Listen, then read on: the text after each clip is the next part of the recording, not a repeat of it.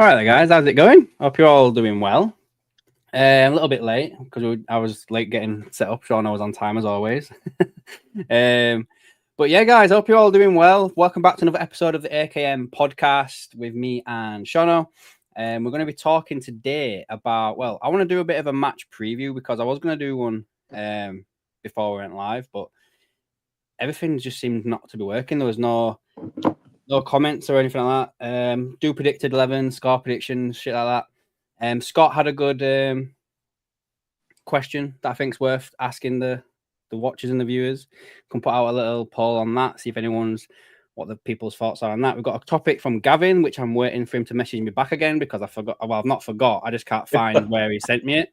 Unless he sent me it on Discord. I'm not too sure. I'll have to have a look on there.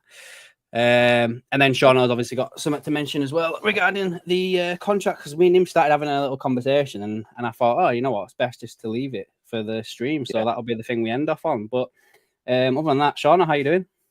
I'm all right, yeah. I'm not too bad. I'm in a considerable amount of pain with my back. Don't know whether many people know, but I have had a back injury since 2019.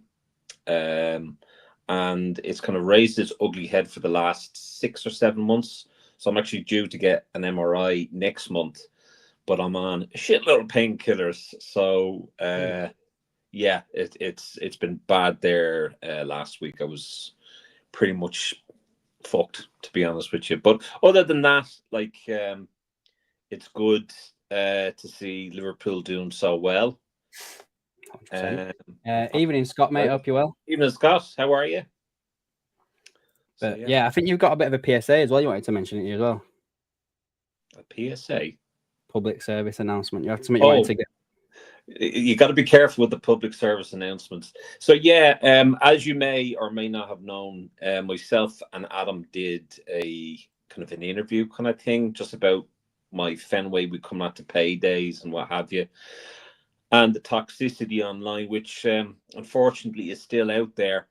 But there was, I think, one person that was offended by the amount of cursing in it.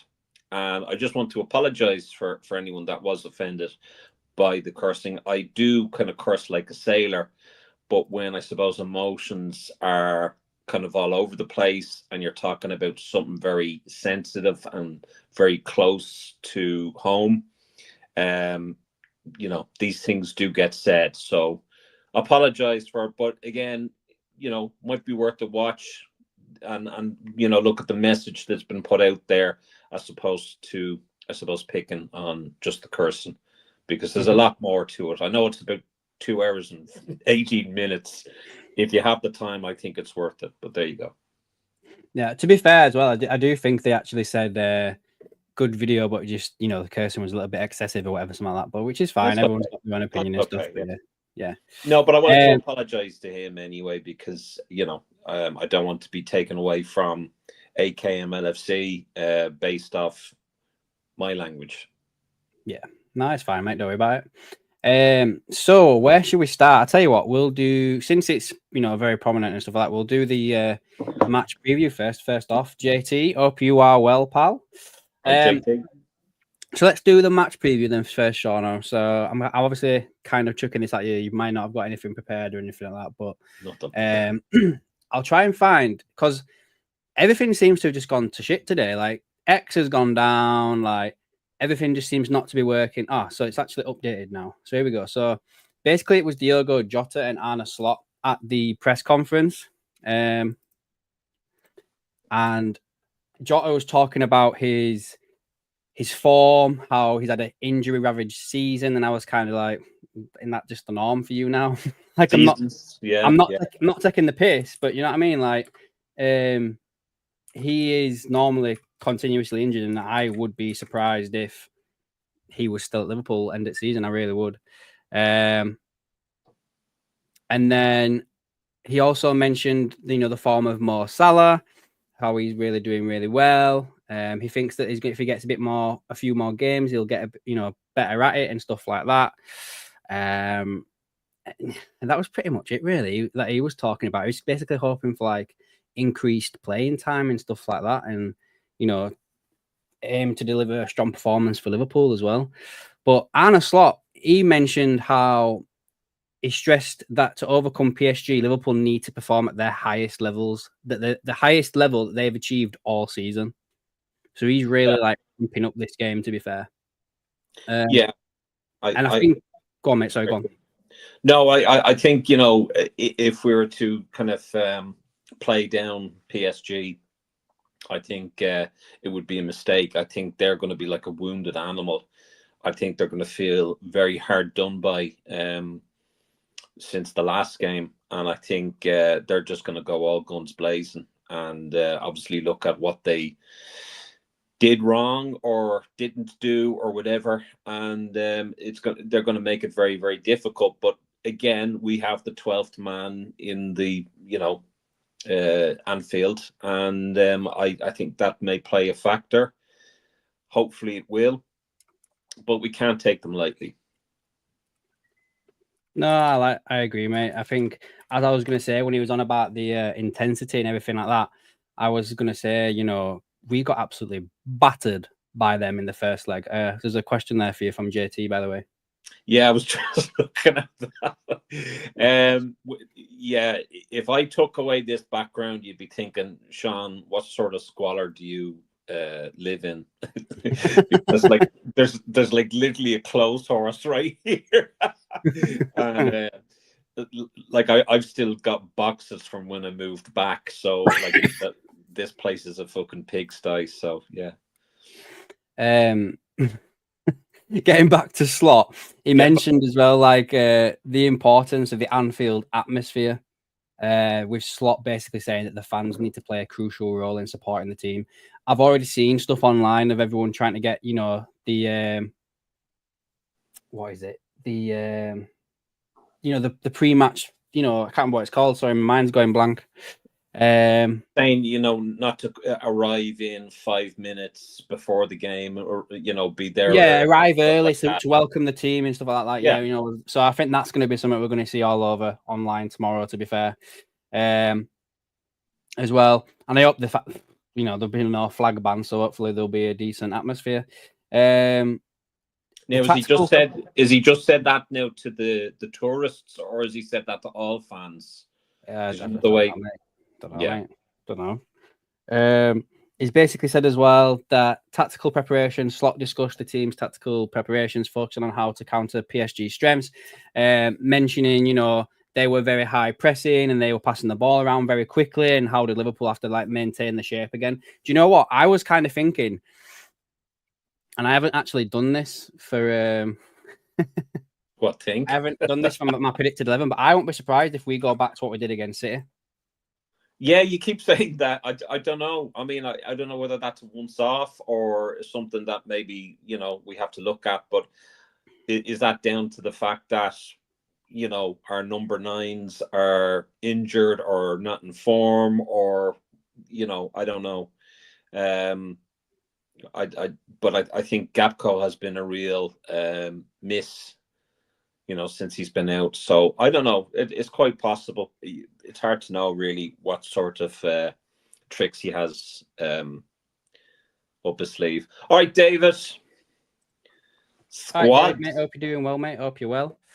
He also mentioned as well, like I think I kind of touched on a little bit there about, you know, reducing the space between the lines and staying compact, which is why I kind of think we may go back to the, you know, the other one that would, you know, the City formation, which we did against them. Yeah. But yeah, that's pretty much all that was spoke about in the thing. There's nothing new stat wise to talk about. You know, we only literally just played them. I mean, if you want to look at what they did at the weekend, you know, they beat Rennes 4-1. We beat Southampton 3-1. I don't know. Are you nervous going into the game? I'm nervous about going into every game. I mean, you know, when it comes up to the end of the season and we've got so much to fight for, and so much to lose as well, I'm always nervous. So, you know, when I saw PSG playing us there last week and how well they played, I thought this could very well be the end of us in the Champions League if it hadn't been for Alisson and Elliott. So that's I am nervous. I am definitely nervous. Yeah. I mean, I am a little bit like the way that they played against us in that first half, especially, and the way we were slow against Southampton as well at the weekend.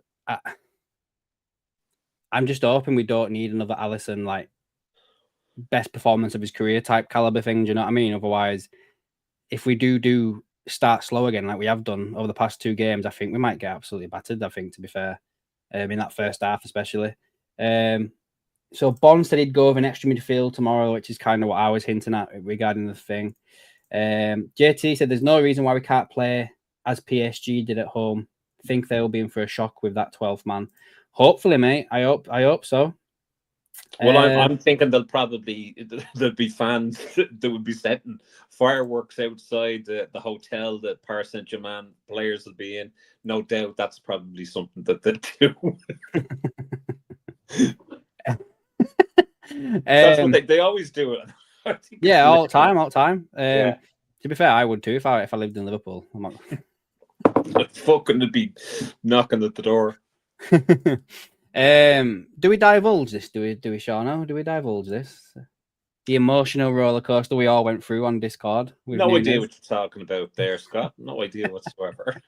There was another Irish chap that got onto that Discord as well, didn't there? And he was a bit Scottish at sometimes as well. Was that fucking you? Oh, Jesus Christ, lads. I'll tell you, get on the Discord because there's one thing that Adam can't do, and that's an Irish accent, because it goes from Braveheart to some sort of Willie O'Flanagan in some sort of cheap American doing an Irish accent. It's like it's like the worst Irish accent I have ever heard. Ever. I mean, Martin is quite good at it, just a bit, but it's kind of the stereotypical American. You know, I don't know anyone in Ireland that has that accent. I'll be Captain Dick Ireland. There's no one like that. David Compson said he's nervous about tomorrow, but we need a victory tomorrow. We can do this. Yeah, I kind of agree with that, mate. Gavin Morgan, I can see us coming out like we did against Real with PSG and the players talking. They have done the team talk for us. Yeah, I mean, like I said, there was something going around where the PSG lot think that they can just come to us and absolutely batter us, you know. Like, they're more confident about this game than they were the other game. Isn't it amazing how PSG have completely changed? When you had the likes of Neymar and Messi and all of that, and Mbappe, and all these, you know, divas and not divas, but star players, you know, and they did fuck all with them. And now, like, I mean, it's a completely different team now. It really is. Tally ho, Gary. All right, Gary, mate. Hope you're doing well. Yeah, I mean, all right, Sean. Let's do predicted 11s then, shall we? Because I can share that.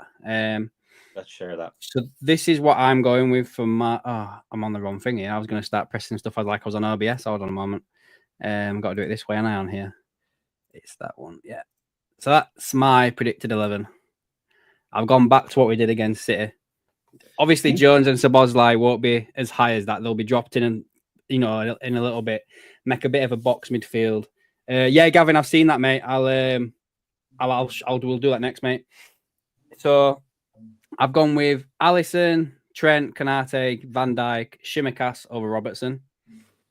Either way, Tsimikas is going to come on or Robbo is going to come on because they always seem to get swapped every single game. Maka and Gravenberch, and then in front of them two, it would be Jones and Szoboszlai, and then it'd be Diaz and Salah because I don't think Gakpo is going to be fit enough to start, or maybe he might even not even be on the bench in all fairness in this game. But thoughts, Shauno, on that? Thoughts, chat on that as well. What do you think? I don't know. I know that you like the setup there against City. I can't see that happening again, to be honest with you. I think City and PSG completely different animals.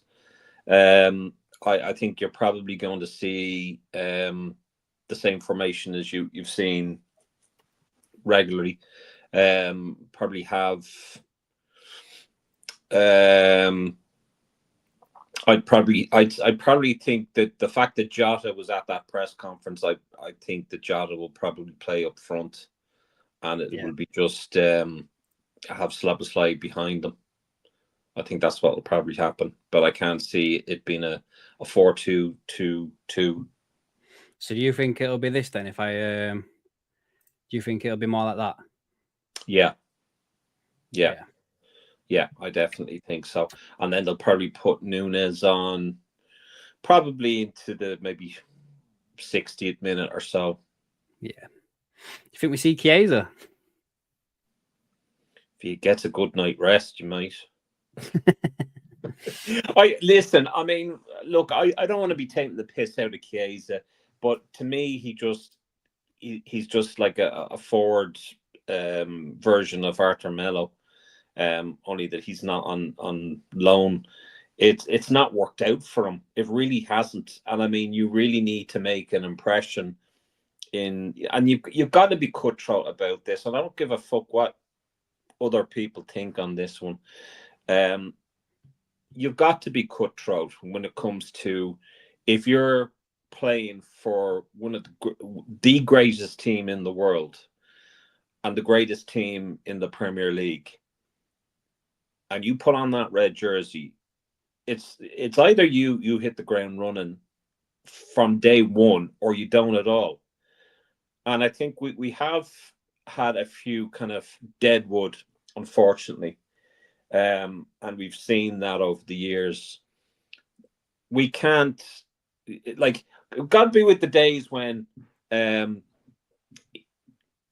you went and you got a player, and then you went and they did the medical, they failed the medical, and then that, the deal didn't go through based off that. They should have realized that there's something up with this guy. No wonder Juventus wanted rid of him.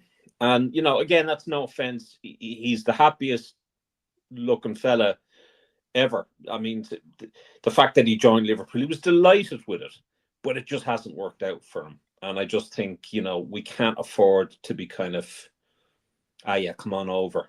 Do you know what I mean? Because he just seems to be a passenger. And then people talking about him getting a bloody Premier League winning medal. For what? Should I get one as well? I don't think he'd qualify right now, to be fair. No, he won't qualify. But the point is that, people are saying, isn't it a pity? Well, no, not really. He hasn't contributed anything. You can't rely on him. So I'm sorry, maybe I'm being a bit insensitive to the poor lad, but, we talk about the player he was a few years back. He's not that player anymore. He's not that player anymore. And whatever it's down to, whether it's his legs, sleeping pattern, or whatever, the excuses stop here. Like, he can't continue on at Liverpool if he's not going to be available. No. You're right on that, to be fair. I don't think I'm being harsh here, lads. I don't know what anyone else thinks, but I don't think I'm being harsh there.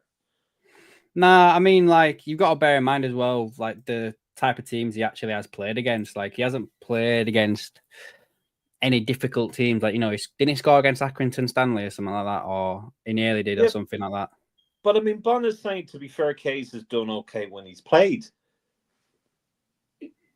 But do you know what I mean? Are we setting the bar really low here? I mean, he's played okay against Accrington Stanley. I would have played probably fairly well against. Well, no, actually, But it's not worked out. Thanks, Jen, and hello. I mean, there's some nice passing and whatever, and he doesn't mind shooting from outside the box. That's grand, but he's just not done it on a consistent level. We're looking for consistency. We're looking for a player that hit the ground running. We're not looking to sign up another injured player or another player that has issue. We might as well sign Jota 2.0. Well, I've actually had this thought and opinion for a bit, to be fair, and I don't know if people will agree with me, but don't you think, when Divock Origi left, we went out there and probably bought the most expensive Divock Origi replacement we ever could have done in Darwin Núñez? Like, I think Núñez is literally Origi. If you think about it, like, he doesn't start that many games anymore. He comes off the bench. He has an impact when he comes off the bench. I won't be surprised if he scores the winning goal in the Champions League final or the Carabao Cup final. I really won't be surprised by that whatsoever. But I wouldn't trust him to lead the line. And I don't trust him to lead the line. And this is the thing that happened. You know when he scored other day and he won that penalty, which I think was a soft penalty in all fairness anyway, and he probably should have been sent off. But it goes both ways because he fucks up and fans are on his case. And then he scores one goal, and everyone's like, "Oh my god, he's the best thing since sliced bread." And I'm just like, "This is the thing that Scott was talking about on Discord." Yeah. No, I mean, all right, Muscusi. All right, Muscusi, mate. Didn't see you there, mate. Hope you're doing well, pal. But yeah, I don't know. I mean, even if for me, like I said this before, like months ago, when he was doing well and he scored them goals against Brentford, I said that he needs to score at least another 15 goals. Yeah. And he hasn't. So he's off. We all know he's off. Bon, you are correct about Chiesa. You can't be consistent if you don't get playing time. We said that about Darwin Núñez as well. So you are right. But he can't be consistent if he's not fit. Yeah, he's not fit. So if he's not fit, then what are we but a medic's table for him? Do you know what I mean? It's like the squad then is impacted negatively based off his fitness or lack thereof. So do we just say, well, he hasn't got a chance? Doesn't matter whether he's got a chance or not. If he's not fit, you're not fit. He's not fit. We've got to look at perhaps ending that. I don't see it happening this summer. I think he'll probably be given another crack at the whip. But I think if we're looking at this time next season, this time next year, and he's still underperforming or still not healthy or not fit, then we need to call a spade, I think. Yeah. Sorry if I keep getting distracted. It's just X seems to have come back online, and it's NFL free agency, and I keep getting notifications of players that Jaguars have signed. So, so what else are we saying here? Scott says issue with Chiesa has always as well. There's a lot of competition in his position. We could see a better version of him next season after a preseason. Yeah, I think he stays around next year. Chiesa, he's going to stay around. Yeah, you can't sell Jota, Núñez, Chiesa, and then at the moment Salah's on his way. You know what I mean? So you have to keep some people for numbers. JT reckons that Núñez, I'm guessing this is about Núñez, mate. If I'm wrong, correct me. We'll get a few games when the league is mathematically done, but that will probably be to increase his price for sale in the summer. Yeah, absolutely. I agree with that. Actually, we haven't done the what's this? We got to do. We got to do the score predictions for tomorrow, mate. What are you going with? I'll go first. If you want me to go first, I'll go first. Go first, yeah. I think a 1-1 draw. Fuck are you? That's what I think will happen tomorrow. I would be inclined to agree with that. I would go for I was going to say 1-1. 1-1 or no, I don't want to say it, but I PSG may shock us. So I think if we played safe 1-1. Yeah, I think 1-1 as well. I don't think that they can go 2 games and not score. I just don't think it's that they do not score tomorrow. No. I'll be surprised. I would be really surprised. Jen reckons that we'll win 8-0 and we're going to smash them. I hope so. Jen, where are you getting these? Where's his what's his face? Gary Richards. Come on, Gary. You'll have a good 1-0 Liverpool. Is that 1-0 or 10-0? Is that 1-0 or 10-0, mate? Let us know. John Henry thinks that Endo, Costas, Gomez, Darwin, Diaz, and Kelleher are all going in the summer. I wouldn't be. Loves you, by the way. I wouldn't be surprised if Costas if Endo stays. I think Endo might stay next year. I really do. Miscusi, if we get another goal tomorrow, we will smash them. Go Gary. If we play with an extra midfielder, we will win 3-1. There is something about that tactical battle, though, isn't there, guys? When you look at what happened last week, we were absolutely torn apart in the middle of the park. We couldn't get hold of that ball. We couldn't do anything. for the first half. So this extra body in midfield, it does make sense. It does make sense. It really does. I'll tell you, if we play like what we played like there at the weekend, especially the first half, they will tear us apart. They'll tear us a new one. They will tear us a new one. Right, hold on. But yeah, that'll probably be it for that then, I guess, for the thing. What about this Adidas deal then, mate? What do you think about this? I mean, it's one of probably football's worst kept, best secrets, but this morning, Liverpool obviously announced that it was happening. Did you see the video that they did on the side of the building and stuff like that? Yeah, I mean, it's just saying football's worst kept secret, and then just the three stripes. Yeah, I mean, I'm delighted. I mean, there were some horrible Adidas jerseys nearing the end, but I love Adidas, to be honest with you. What I want to know, right? Because I did do a poll on our Facebook, which I'm surprised I haven't seen a lot of people on it, but it is a great Facebook page, by the way, down to me. But check it out, AKM LFC. What was your favorite jersey and what was your worst jersey, or the favorite make, the favorite brand? What was your favorite brand jersey and what was the worst brand? That's what I want to ask people. Can we do a poll on that? Well, I don't know. Like, what do you mean? Like brands or? So brands as in, okay, so you have Umbro, you have Adidas, you have Reebok, you have Warrior, you have New Balance and Nike. What is the worst brand that sponsored Liverpool? Yeah, Gavin, I would be inclined to agree with you on that one. Adidas. What else we have had? New Balance. Should we stick to what's been under FSG? We had Adidas, New Balance, Warrior, and Nike. What was the worst one out of them? Yeah. Yeah. Cool. Right, that one's going live now. Let us know, guys, in the poll which one you think is the worst out of them.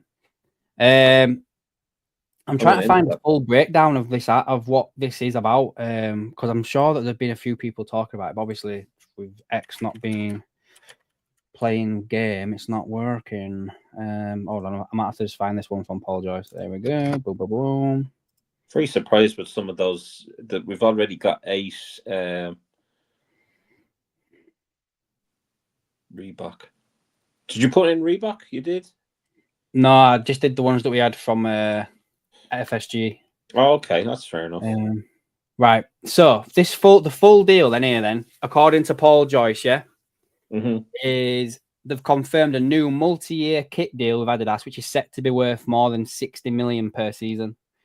The club will switch suppliers from August the 1st after 5 years with Nike, and the new financial terms are an uplift on the present arrangement. So basically, we're getting more money than we had under Nike. Sorry.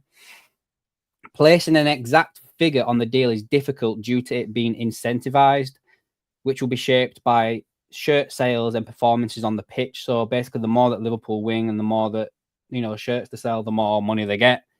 Under the terms of the Nike deal, they gave us 30 million as a flat rate, but then we got 20% royalty on net sales of Liverpool products.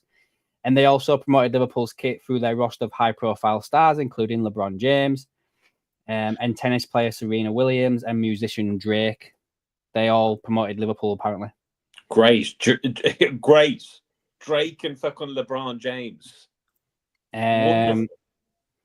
What's it say? I'm trying to find this one. Yeah, there was one that was on the Athletic a minute ago. I just literally.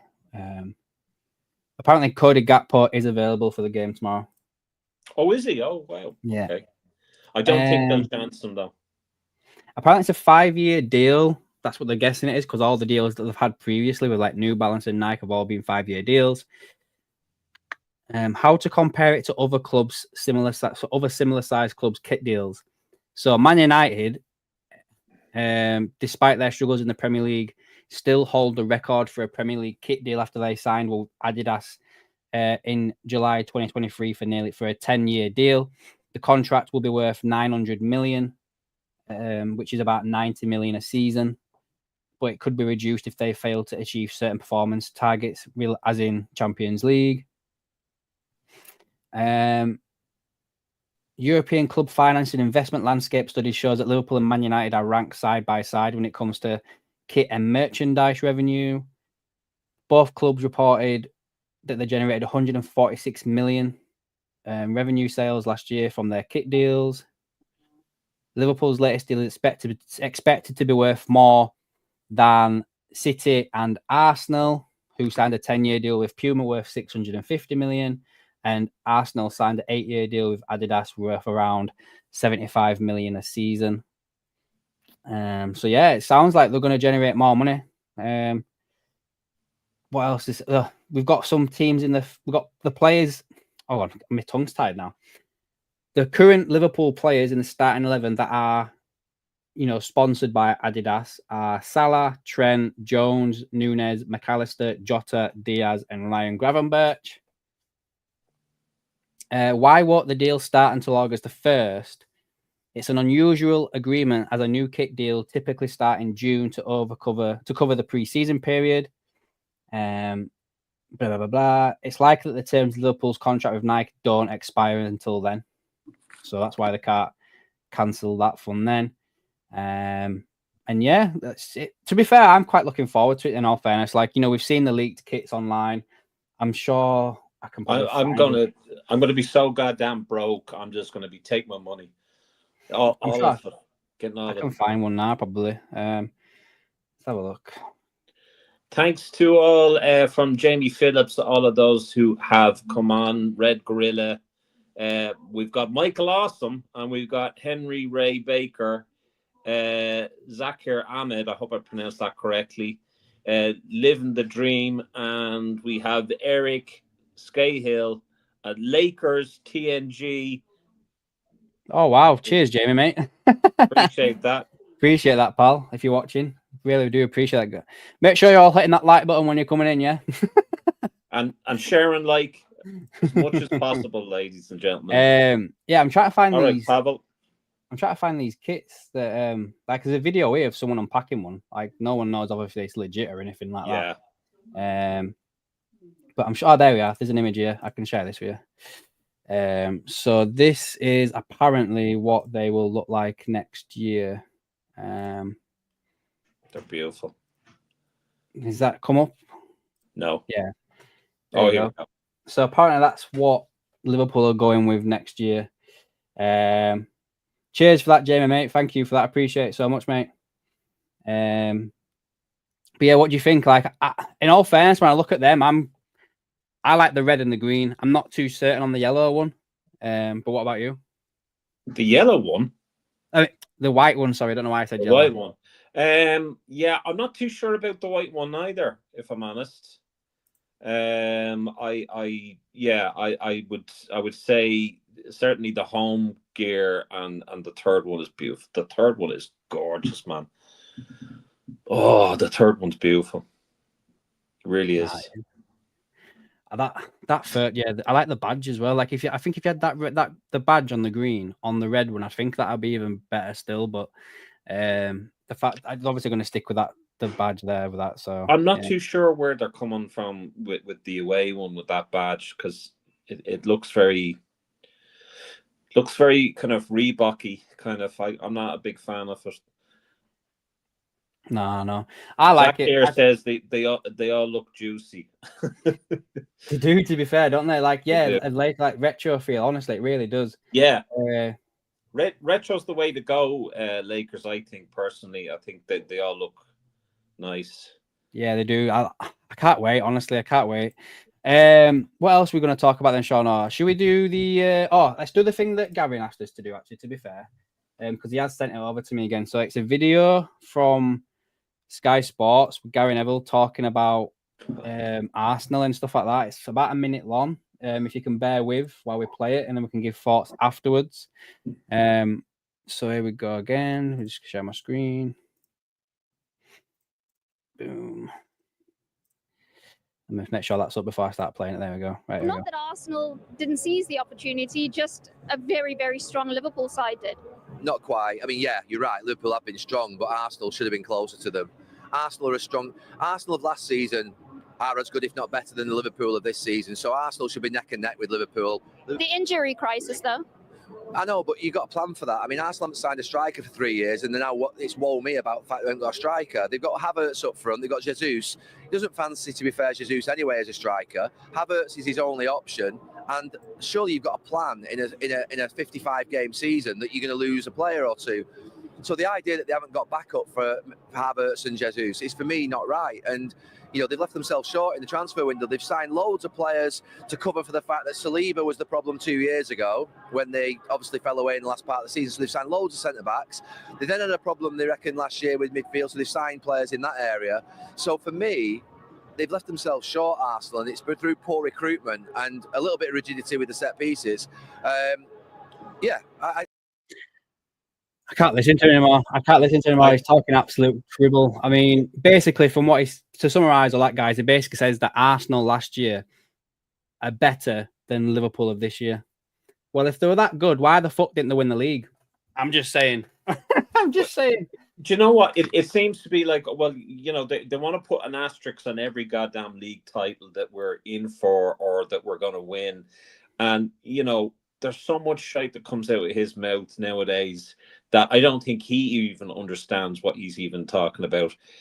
It's like we can only face the team that we're facing up with. Okay, we can only beat that team or lose or draw or whatever. And if we face that team and beat them, there's no, like, we can't make excuses. Arteta has gone on about the color of a ball. Has gone a bit, and I mean, we were given out to Klopp made excuses about the grass. I mean, Fergie was making excuses years and years back about the colour of the jerseys and players couldn't see each other and all that. There's so many excuses for why Liverpool are a better team than anyone else in the league. And the long and short of it is that we are the better team. We are deserving of this league title. And you are all going to have to just put up and shut up with it. That's it. There's no other goddamn excuses. Arteta had an opportunity to bring in a forward. He didn't bring in a forward. And we could go and we could talk about, all the injury problems we had over the years. But God, we bloody did. And a topic that we're going to be bringing up in a while is the documentary, the Klopp documentary, which goes on about the amount of injuries we had last year. So this bullshit about, Liverpool are lucky because City are in transition, Chelsea are in transition, Arsenal are in transition. All bullshit. All bullshit. It's not our problem that you haven't got your shit together. That's it. To be fair, every club should be kind of always in some sort of transition every season. Otherwise, you wouldn't have transfer windows. Like, you know what I mean? You wouldn't be swapping and changing players. So every club's kind of always in transition. Exactly. Why don't they he's just... fucking is full of it, man. Yeah. One thing that I will say about what JT's put here, saying he can't even listen to someone commentary anymore. I do think that the commentary has got so poor lately. Like, if you I would take, what's he called? Ali McCoist. I would take him any day of the week. I would literally take Ali McCoist any day of the week to commentate any sort of game for me. I really would. So yeah, he's one of the big ones for me. Ali McCoist as a commentator. I can't stand do you know what as well it is for me as well? It's when they start doing Liverpool games and they're like ex-Man United players or anything like that, and you can just feel the bias when they're talking. You know what I mean? Just call it down the middle, for God's sake. Call the game down the middle and stop being so goddamn biased. Rio Ferdinand going on about Canate bringing down the player when he's done that several times himself. All right, Red, goals. That's a good comment. I kind of agree with that one, to be fair. I agree with that. It was identical to the green one, but red instead it would be the best. Absolutely. Yeah. I agree with that. That's a great comment there. Yeah, I agree with that 100%. Go on then, Sean. You want to... Sorry, mate. Oh, yeah, Craig's with me. I hope you're doing well, Craig. I've seen you for a while, mate. Jen says, your doggy. That's Marley that's barking. Marley just got a cyst removed from just very close to his eye, so he's got rid of the big cone on his head, so he's now making himself known. So there you go. What do you think about this documentary then? Because you've watched it, I've not watched it. So go on. You want to talk about the documentary, mate? Yeah, I don't know if anyone else has watched the documentary. I've watched all of it, and the first thing is it feels like it's just been kind of scrapped together. It feels very rushed. Someone said to me that the Anfield Raps documentary about Klopp was far better. I didn't watch that, nor will I. But to me, like the documentary, it's like 4 episodes, and the first 1 or 2.5, or the first 2 or 1.5 episodes is mainly about him at Mainz and him at Dortmund. And it kind of shows a very negative kind of view of when things weren't going too well, how snappy Klopp got with the media, which I was like this is meant to be kind of like about Klopp and his last days with Liverpool, or meant to be about the Klopp era at Liverpool, not about what he was like as a player, not what he was like with Mainz, not what he was like at Dortmund. I'm sure they all have documentaries or whatever. The third and the fourth one, I was kind of like, well, like, are they going to have enough time to actually put in where he actually won the goddamn Premier League? It was, and the other thing is, the only person to talk about Jurgen Klopp was his friends and Jamie Carragher. Like, I couldn't believe it. I mean, if you're doing a documentary about someone that has done so much for this club, right, with very little support financially from the owners, right? Number one, where was FSG? Where was John W. Henry, Tom Warner, or Mike Edwards? They'll never talk about Jurgen if what people have been saying in the background happened. They would, yeah. But I mean, it just goes. What I'm saying, I'm proving a point. What they like, to me, they should have said something. And Linda Peruzzi Henry, who is very vocal about her support for the club, she should have said something. And it was, you're right, Lakers. And I mean, that was the nice part of it. We were looking at Elliot's dad. Elliot's dad was actually at the Atalanta game, which I was at. But they honed in on more negative than they did actual positive. There was very little on the last day of his time at Liverpool. Very little about it. Very little. There was nothing about him winning the first World Club. Club. Yeah, that. But nothing about that. Nothing about winning the Super Cup. It was absolutely, it was dreadful. It was absolutely dreadful. I'm not going to lie to you guys. I'll be honest with you. I was looking forward to it and everything like that, but then when I started seeing like the reviews and everything like that, I was like, I'm not watching it. I just can't bring myself to do that. Like people are saying here, like Lakers again saying that it was crap in his opinion. I mean, Gavin as well. The documentary is very flat. It was obvious it was changed at the last minute. Yeah, 100%. I mean, I said this to you in a text message as well. I was kind of like saying, it's weird, isn't it? How like when other teams get documentaries, like All or Nothing, like Arsenal, Spurs, Juve have had it. It's City have had it twice, I think now. They're quite good. I watched them and they were quite interesting. But then when Liverpool do it, it's half-assed. Do you know what I mean? Like it's half-assed. It's always like, I know they were filming it initially without actually thinking that, Jurgen was going to leave, and it was meant to be like this behind the scenes thing, but they weren't allowed to go do this, that, and the other. But I was kind of like, all right, okay, it's going to be like a half-assed All or Nothing. and then they just changed it. Like, oh no, that one. Scrap everything we've done. Throw it in the bin. We're going to do something else now. Yeah, it was really, really bad. And I mean, I know Scott is saying I quite enjoyed the documentary. The only part I didn't like was the jumping forward and back in time. I'd rather it was just in chronological order. Yeah, there. That's it. So to be honest with you, I was like, it was coming up to maybe the last half hour of the whole thing. I was like, where's the bit where we win the league? Do you know what I mean?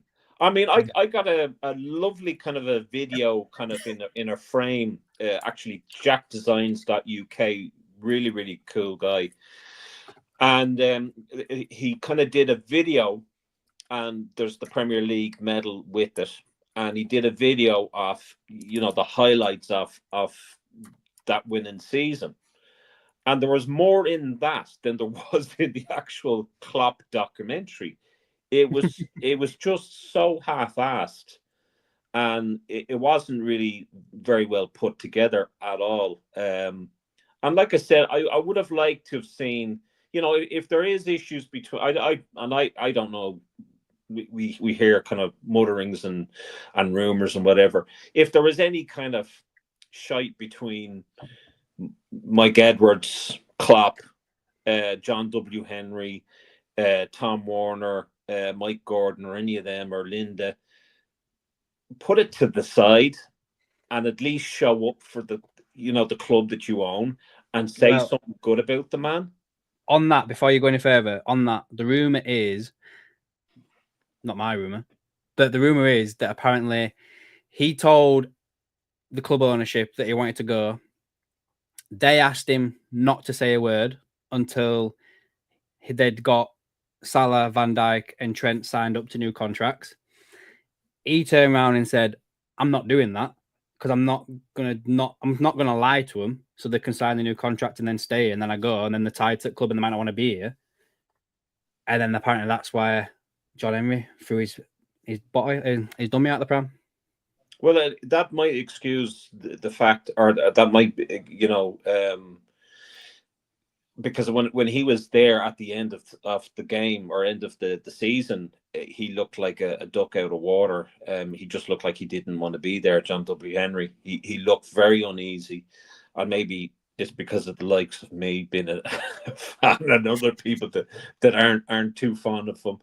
But I just think, if you're going to do a documentary and it's from the club, at least say something about the man. Say something about the man, because there's nothing like, I mean, they got him to watch a thing on Shankly, right? And I'm like, okay, that's fair enough, that's grand, that's lovely, but it just looks so bad. I mean, he's leaving, he's getting in the taxi to go off and whatever, and he's sitting on a bollard, and there's no kind of like Tom Warner, there's no chairman there to say, thank you, man, for everything you've done. There's none of that. And I think, if you're a good businessman, or if you recognize the time and the effort that man put in to the club, you should be bloody thanking them, because he bought FSG more time. He made FSG look good for the period of time that he was there. FSG owe a lot to that guy, and the fact that they were nowhere to be seen was disgraceful. It was disgraceful. It was so bad. I mean, look, there's a lot of editing and stuff that Adam goes through with doing videos and whatnot. Adam could have done a better documentary. Do you know what I mean? He could have done a better documentary. I just thought it was really badly done. Nah, it always is. But again, unfortunately, it's something that I just won't be watching. Like, I wish I could, but I just can't. I can't watch it. I don't want to see something that's going to make me think of that it was half-assed about the Jurgen Klopp era. Can't do it. One other thing I want to do for you guys, with everyone that's here, Scott asked a question on our Discord earlier on that he'd seen elsewhere. Can't remember where he'd seen it, mate, but he did ask us to put it up. So the question is, would you rather beat PSG but lose to Newcastle on Sunday, or get beat by PSG but win the cup? Let's see what you all do in that. So this poll is now live now. Oh, that's a difficult one. All right, excuse me, mate. It was amazing. It was absolutely fantastic. Was that, like, honestly, best one? Yeah, I could give it a go. See what I could come up with. Put some stuff together. Craig, I hope you're doing well, pal. I hope you're well, mate. Neither. Yeah, guys, you have to pick one. What kind of question is that, like? Not mine. No, one of our members asked us to put the question in. He'd seen it elsewhere. And basically, yeah, that was the question that had been asked. And I thought it'd be a good idea to ask you guys either.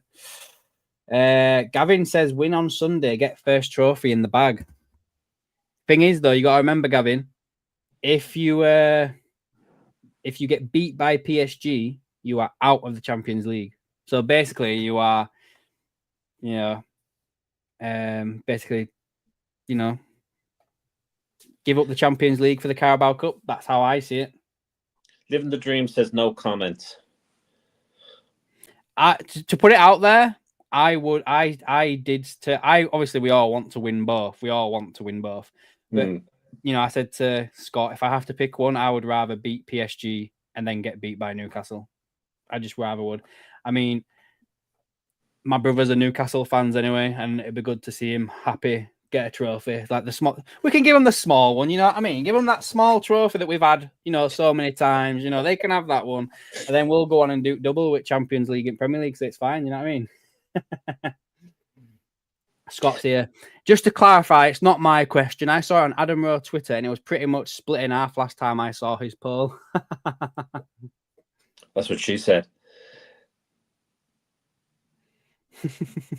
I tell you what, I'll end the poll now. I'll end it now. I don't know. I mean, it's like asking, would you rather get kicked in the left one or the right one? I mean, so 5 people voted. Yeah. 60% said beat PSG but lose to Newcastle, and 40% said the other. So yeah, I hope Liverpool do go on and win both. Obviously, guys, I really do. But yeah, there we go. I think there's a disappointment that we haven't. We're knocked out of the FA Cup, and I mean, City are probably up there to win it. And I mean, with the sort of season that they've had, they don't really deserve to be winning any silverware. And with that said, obviously we want to be winning everything and anything, but we've also got to bear in mind that if we beat PSG, we could be facing Real Madrid in the semis, which is a different task to when we were facing them in the group stage. So I don't know. It's like, would I like to win the Carabao Cup? Absolutely. Would I like to win the Champions League? Absolutely. I'd like to win everything. We've been spoiled by the Klopp era. To be fair, mate, we probably should have won more in the Klopp era. We should have won more. We should have won more. We could have had, and I remember someone saying to me, Sean, when you have rival fans asking you, do you think that maybe he underachieved? And my answer to that is he didn't underachieve. He overachieved based off what he had to work with. And I think that's a different thing altogether. I mean, people can say, like this is like Leicester or whatever. And actually, I have to read a lovely comment out. Have to read this comment out. Hold on now a second. Me mate Brian.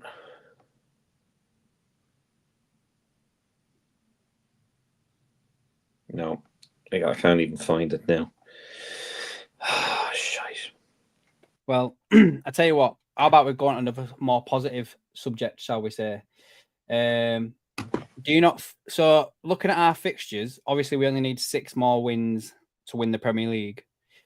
If we were to do that and Arsenal was to keep pace with us, we would win the league at Chelsea, and then the next game would be at home to Arsenal, and they would have to give us the guard of honor. I'd love it. I'd love it. I mean, that'd be amazing, wouldn't it? That'd be. I mean, look, I don't want to kind of. What I do want to get my hopes up. Look, I mean, I have the designs ready in my shop to post up of Premier League winners and all of that. This is something that we've been waiting for a while. This is going to silence the rivals with their fucking asterisks, and they can stick that asterisk straight up their goddamn ass sideways if they like. And if they want to put another asterisk behind this because every other club was in transition, well, they can stick that one right up their goddamn a-hole because, at the end of the day, we deserve this. We absolutely deserve this. Even when we didn't play well, we played better than the opposition. Is that our fault that the opposition weren't good enough to beat us? See you later, Scott, mate. See you, Scott, man. So there you go. So I mean, I want us to do as well as possible, and I think, wouldn't it be great if I want to see Arsenal players clapping us when we come on, but I also want to see Arsenal fan TV. And I also want to see a TikTok user by the name of It's Dowd. I want to see him on the pitch clapping us as well. I don't know who that is, but okay. It's Dowd is by far. It's Dowd was when we were beaten by Real Madrid, right, in the Champions League final. He was walking around Liverpool in a Real Madrid jersey. Okay. So I'm just going to say it's Dowd. I want to see you at Anfield, and I want you to clap for the Premier League winners, Liverpool Football Club. There you go. There seems to be a lot of stuff going on about. I know when obviously we don't want to talk about the enemy, but Man United seems to be all over the news right now. Oh yeah. Apparently, Jim Radcliffe has said that some United players are not good enough and are overpaid, and that he should have sacked Ten Hag ages ago. I think he said that he regretted. I think not sacking him sooner or something like that. Really? Yeah. Maybe it was something I don't know. Maybe I misread it, but yeah.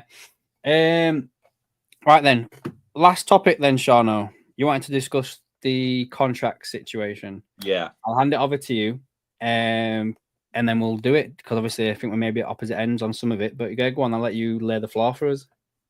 So, I'm not seeing really this kind of sense of urgency. I'm not really seeing any other channel, with the exception of Jamie and Phillips and the Dugout. Maybe I haven't seen Doug's video there recently, but a lot of other channels don't bring this up, and it's the sense of urgency about these contracts. And the longer that this is left the way it is, the less likely we are to get these guys in contracts. I already have grave doubts about Trent. I don't want to be talking about contracts no more than you do, Adam. But we're hearing and all of the lip service recently, and over the last maybe, I don't know, year, is how wonderful Richard Hughes is. Now, I am just absolutely flabbergasted at how people are buying into that crap, because we've got 3 players that, in my estimation, are worth, if we were to sell them, would be worth 400 million. That'd be 400 million into that club, into our club. Okay? These players could go on the free. And then we've got players coming up to the last 12 months of their contract, Kanate included. And Kanate is reluctant to sign a contract because he's probably looking at how badly things are run right now at the moment with Salah, Mo, and Trent. There are no more excuses for these guys not to be in contracts or these guys not to sign contracts. And we can say, oh, well, they wanted more money. They held the club to ransom. The usual shit that is spun by, as I call, the toe-the-liners, the people that, say what the club want them to say. And we see it all the time with journalists and whatnot. And you see then their YouTuber friends that, will back them up and call fellow fans, absolute virgins because they're not happy with the way things are run.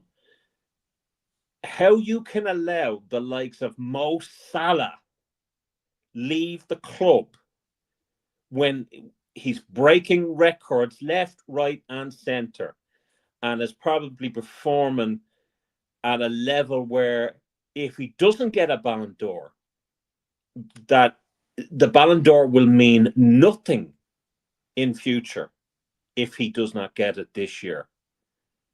The fact that we could possibly lose Mo Salah on a free and Virgil van Dijk, the best central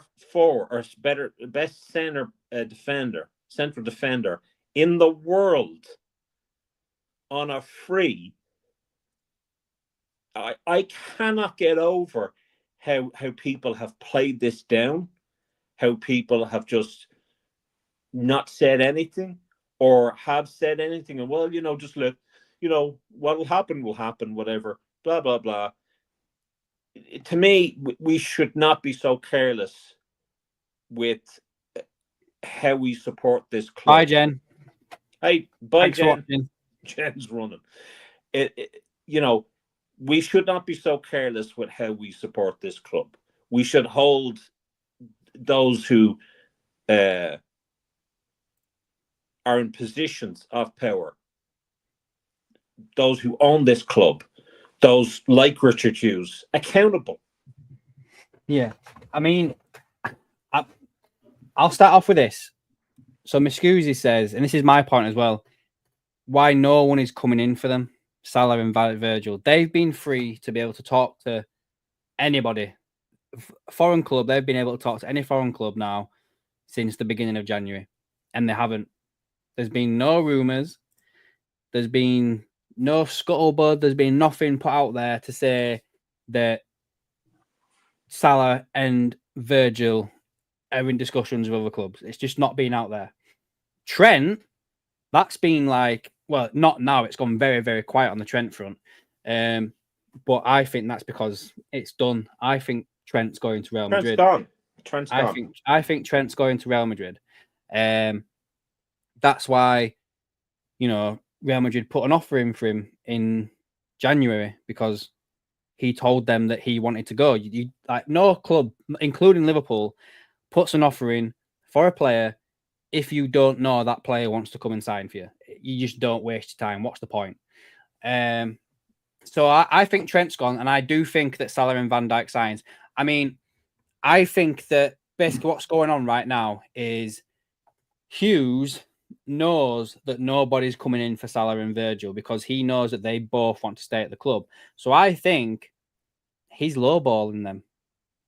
I don't think that Salah has been offered the amount of money that he thinks he should be getting, especially when you've just seen the Erling Haaland deal, when Erling Haaland's on like $500,000 a week or whatever it is. Yeah. Now, I'm not suggesting that Salah wants $500,000 a week, but when Salah's having the season that he's having now, to be rewarded with a pay cut, I don't think that that's something that he wants to do.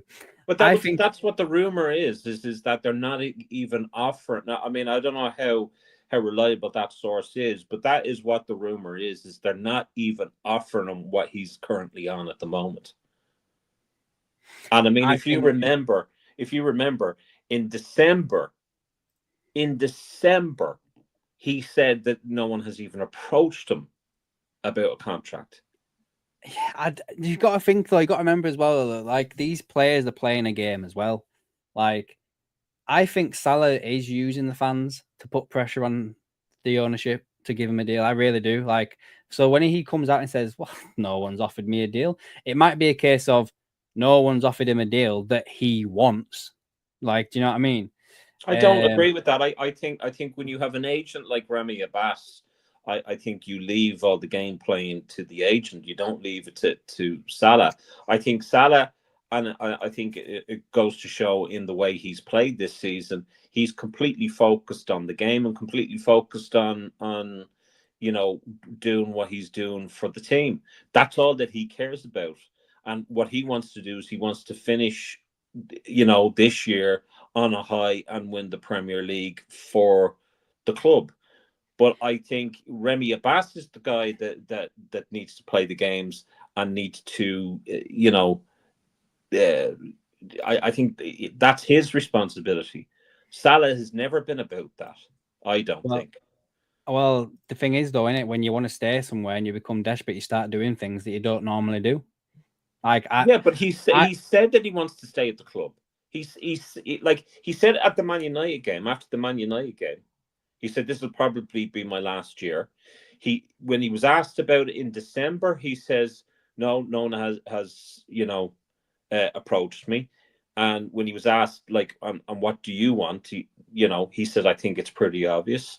Virgil has said he's kind of calm and whatever, but he says there are talks, whatever. But I don't think, I think it's wishful thinking for all of us to think all three are going to sign, or these contracts are already signed, but we're not going to announce it until the jerseys come out. I think that's wishful thinking.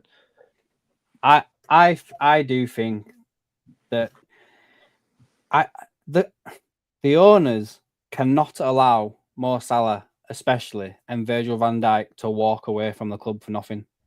There's no chance. There's no chance. The fans would go ballistic.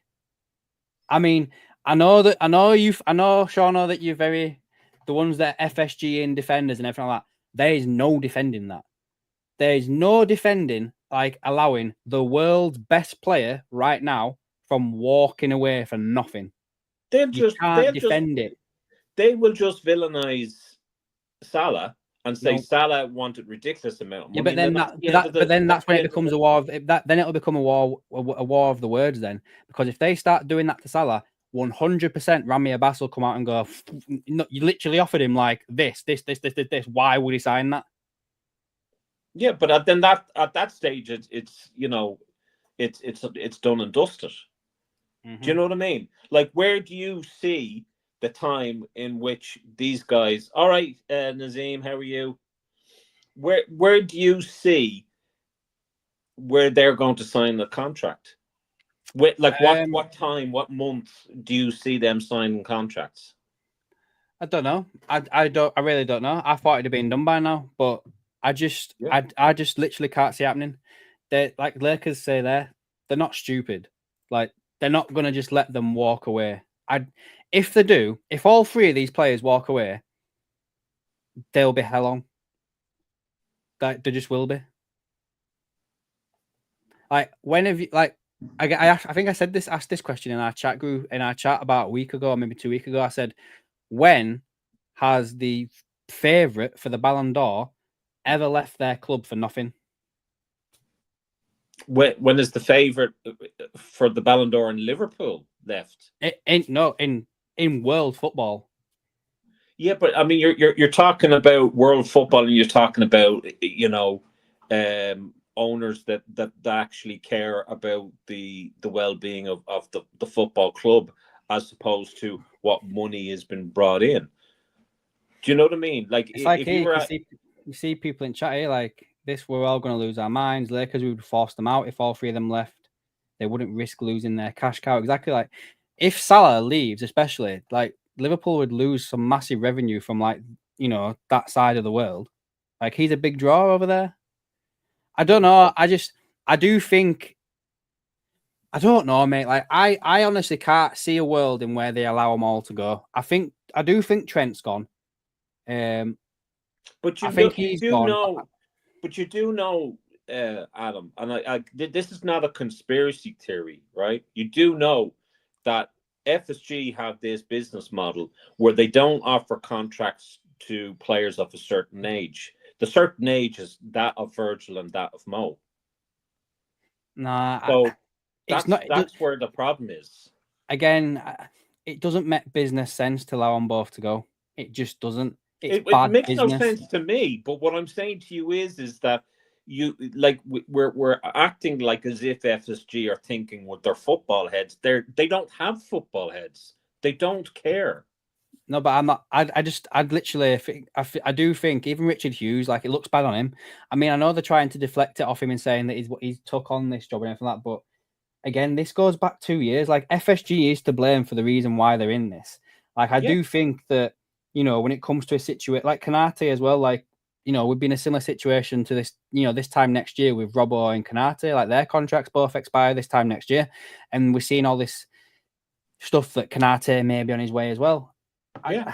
I literally just can't see it happening, Sean, especially like, is like Van Dijk's, one of his, his captains, he's the captain of the fucking club. Like, do you know what I mean? He's literally just been made captain. Like, it's like his first season or second season of being captain of the club. Like, it can't happen. Like, I think FSG fucked up 2 years ago when they put the club up for sale. They took away Mike Gordon from running the club, who dealt with contract situations. Edwards had gone. Julian Ward had gone, or he was on his way out. So there was no one there to do the contracts. They all jogged on, and then they didn't sell the club. He's come back in. They hired George Schmadtke, which, to be fair, at the same time, It was a joke. Yeah, but, and I said this to you as well, and I know you didn't agree with it, but if I knew that Jurgen Klopp was leaving the football club, I didn't have a single idea who the manager was. I didn't know anything about the players or the style of play or anything like that. And you're shaking your head because you're a Liverpool fan through and through. Because I'm disagreeing with you on that. Look, what age was... Right, okay, this is why I said to you, take away that you are a Liverpool fan. Mo Salah, Van Dijk are not Liverpool fans. They're employees for the club. They love the city. They may love the club. They may love the atmosphere and being there and everything like that. But Jurgen Klopp, the man that has made you who you are, has gone. You hired Arne Slot, the last Dutch manager that came over from Holland, has bombed at Man United. You've seen Man United, you've seen Arsenal both bomb when their top managers walked out. Why would you sign a contract for the club not knowing what direction it's going in? You just wouldn't. Let me answer that. Right? Let me answer that. The first thing is that they should have signed contracts 2 years ago. Okay? They should have signed contracts. But they weren't offered because they weren't around to offer them. They should have signed contracts, right? But there was no one there to offer them. They should have signed contracts, right? There's plenty of people that could have offered them contracts. That's the first thing. The second thing is, hold on a second till I turn off this camera. Now, sorry about that. The second thing is, right, there should have been someone there that signed a contract. But there wasn't. There should have been someone. You have George Schmadtke. You have George Schmadtke who's in a part-time contract in a Premier League club, the stature of Liverpool Football Club. That's an absolute joke. We still have no questions or no answers as to why Edwards leaves, why Mike Gordon left the club, why Edwards leaves, then when Julian Ward then takes over, and then he leaves shortly after that. And then they all come back when Klopp comes, when he leaves. There's been no reason whatsoever. There's been no explanation whatsoever. And none of our journalists that demand respect and all of that, none of the top YouTubers, the self-proclaimed top YouTubers, have asked that question. Now, to me, just going to the point that you've made, why would Trent want to sign a contract? Why would Virgil want? I didn't say Trent. I'm And mentioning all three of them. Trent has that pull where he probably should have signed no matter what. But I'm Salah and mentioning all Van three Dijk of have them. got no pull. I mentioned all three of them, right? So Virgil, Trent, and Mo. Why wouldn't they sign a contract despite Klopp leaving? Well, they didn't know that Klopp was leaving 2 years ago. Yeah, but That's they want the a first contract thing. to sign.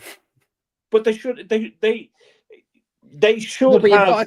Yeah, but we agree on that bit. That first bit they should have, right? They should have, but they didn't. Yeah. So the next stage after that that's the main problem, right? Yeah, but you can't 2 change. years ago. But we've got to go off what has happened. So they didn't offer him then. So then let's say they did offer him last summer, right? When Klopp was leaving, I would not sign a contract because you would not know what was happening with the club. And in recent history, when a big manager leaves, a club goes down. So why would I sign my prime years as a footballer to a club where I might not even win anything anymore? Okay, well, let me finish my point because I got sidetracked there with someone else coming into the room there. The first thing, right, is 2 years ago, a contract should have been offered, right? That's down to club negligence. I agree. Right? Before last year, before Klopp even announced that he was leaving, there should have been a contract offered to those three players, without a doubt. Okay, when Klopp left, right, they should have been on top of that like a hot snot. Richard Hughes should have been, well, right, this is my job now, guys. You know, we have big plans. Liverpool Football Club, you get to continue to play for Liverpool Football Club. The stature of Liverpool Club alone, regardless of who manages it, regardless of how amazing Jurgen Klopp was, Mo Salah has a home there. He raises his children there. Virgil van Dijk does the exact same thing. Right? Does the exact same thing. Mm-hmm. They have Virgil has been made captain. Mm-hmm. Why wouldn't he want to sign a contract if he's been made a captain? Trent is vice. Mo is breaking records left, right, and center. And one of the first things he said is he says he could see him ending his career at Liverpool Football Club. That was at the very start. So none of these players have any reason whatsoever not to want to sign a contract.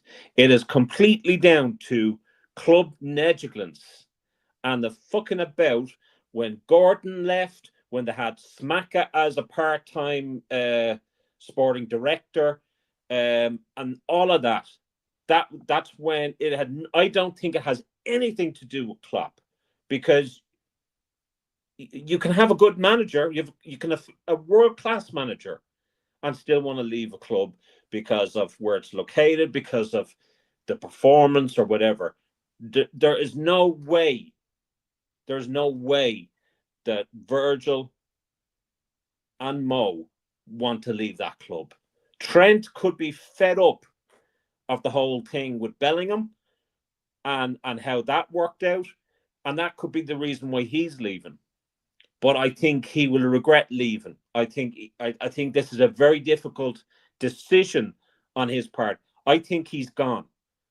But if we're low-balling a Ballon d'Or prospect on possibly his best season at the club so far, it's absolutely a disgrace. And it's a disgrace for. I think they're all gone. I think they're all gone. You think every one of them's going? I have this sickly feeling, and the thing that's going to distract a lot of fans is if we win the Premier League. That's what I'm worrying about. I think you're talking about Liverpool 2.0. We're going to be dealing with Liverpool 3.0, and by Jesus, we're like all the transfer kiddies that we've been promised in and you know, you get other channels talking about, well, transfers don't win trophies and all this bullshit. No, but it sure as hell fucking helps. Because if the goddamn boss, who's this? Best, oh, yeah, whatever. The what was I saying? Yeah, I mean, if if Arsenal bought a centre forward, maybe they would be title contenders. If Chelsea did, maybe they're title contenders. But at the end of the day, we will have a massive, massive rebuild. Something that we will not do this summer if all three of those players leave, and then we need to then build on top of what we already need this summer. I can't see that happening. But I think it's very, very worrying. And I think we could have a title defense as worse as what we had the last time we won it. And it could very well be as bad as Man City's this year. That's what I feel. I mean... All right, Martin. All right, Martin. Pal, hope you're doing well, mate. I know you're working till 10 today, aren't you?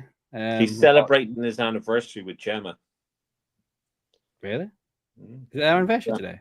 It's their anniversary there the other day, I think. 14. Oh, sorry, mate. Didn't know. Happy anniversary, mate. Hope you had a good time and everything like that.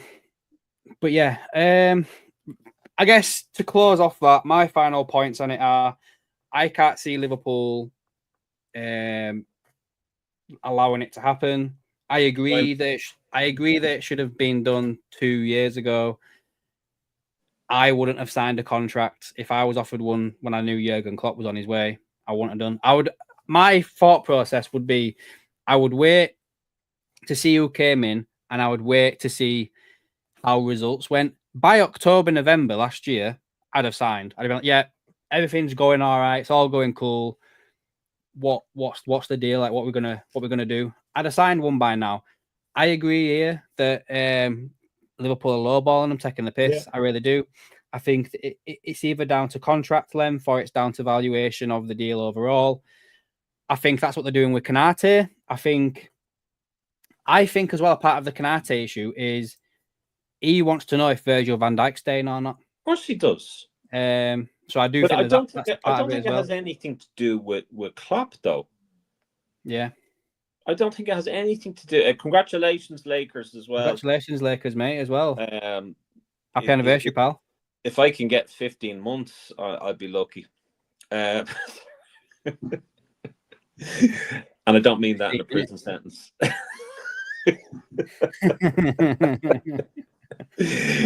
Again. No, look, I mean, guys, I'm very, very worried, and it's kind of a bittersweet. It's like we're looking at Liverpool possibly winning number 20 and just shutting up the Manx for good, and you know, being further up on our perch, and what's quite possibly the worst Manchester United side in the history of Manchester. And the fact that, like, they're not giving away free lunches and all of that, it's hilarious. I mean, I don't like seeing, you know, normal Joe Soaps losing jobs when you have millionaires, you know, players on mental money. But I get such a pleasure out of the fact that Man United are falling apart. I love it. I love it. But yeah, the long and short of it is that in order to, it's all well and good winning a trophy, but it's what you do next season. It's what you do the season after that. And if we lose those three players, I'm already completely, you know, I believe Trent is gone. If we lose the two others, we're fucked. If we lose the two of us, mate, we'll be doing an AKM after hours super special 3-hour fucking rant or something. Like, I'll be on. I tell you now, Sean, like, if all three walk, I will be on one. I will be on one as well, and we can have it out as long as you want, mate. No time restrictions, no nothing. But honestly, we'll get some shit sorted out with other people, get people involved. Like, honestly, if all three walk, I will be on the warpath. I honestly will be. I Do you know what? And I'm going to call them out. I want people that have supported FSG to come on. Those who, the YouTube channels that I've constantly talked about, I want them to come on and excuse that if all those 3 players leave. I want them to excuse that without saying, well, we've lost players before and we've managed. I want them to try and justify that. Yeah, I really 100%, do. 100%. Because it will cost more money to replace those players if you want them to hit the ground running. And is there a player out there that can fit the boots of Mo Salah? Shut up, Martin. Fuck off, Martin. Hey, there you go. Lakers, he likes FSG, but if all 3 leave, he will want answers as to why. Yeah, I think everyone will, mate. And Stav there as well, no justifying more whatsoever. So anyway, guys, we're probably going to leave it there now. Thanks for watching. Thanks, Jamie Phillips, for the raid. Everyone that came over and subscribed to the channel, we've had a few new subs. We'll go live every Monday at 7. I do normally put like a schedule out for the week ahead with videos that I've got planned and everything, so keep an eye out for that. We do have memberships as well where we do giveaways. We've last membership. I've still got this actually to send to Doug. Doug won this on the 1st of March, which is a Gakpo image. I'm trying not to get it in the light so you can see it. So there you go. So there's that available as well, guys, if you're interested. But yeah, every Monday we go live on here, guys. We do after hours as well. And just check out the other content as well. Like I think the last video I did was the paper talk where I spoke about the rumors on Sunday. Paper talk. And yeah, I didn't put that on here. Can I quickly share that actually before we go? So I add it to here. See if I can add it on here. Shauno did this little thing for me. I can't remember which one it is. I think it's this first one. I've downloaded all 4 of them. Shauno did us this, and I've added it to the first paper talk video that I did the other day with it. So this is it. Paper talk. So that's beautiful. And congrats. And by the way, thank you very much, Kel's Liverpool supporters group and Liffey Reds for giving out the fact that we do paper talk. It's a Liverpool channel. We talk about, transfer links and what have you. So thanks. But yeah, that's paper talk. So yeah, the funny thing is, and I mean, I'm surprised Adam hasn't, or his missus hasn't come out with a burn order after me sending a load of videos of me singing paper talk to him. So it's a bit fucking weird. But yeah, and should we also mention the other thing that's been done? Oh yeah, new logo. New logo. This one up here, the top right here, new logo. I'm gonna need to put it out on everything else, but yeah, I've got a new logo as well, guys. But yeah, M87, we're just finishing up, mate. You can go back and watch the video, the stream, sorry, from the beginning if you want to, mate. But yeah, we're just finishing up, mate. Hope you're doing well, pal. But yeah. Thanks for everyone that watched. Thanks again to Jamie Phillips for the raid. It was enjoyable to see my face, I bet, when the numbers started shooting up. I was just like, what's going on? So yeah, thanks for watching, guys. And as I say, we're back live every Monday from 7 o'clock. So we'll see you then, guys. Thanks for watching.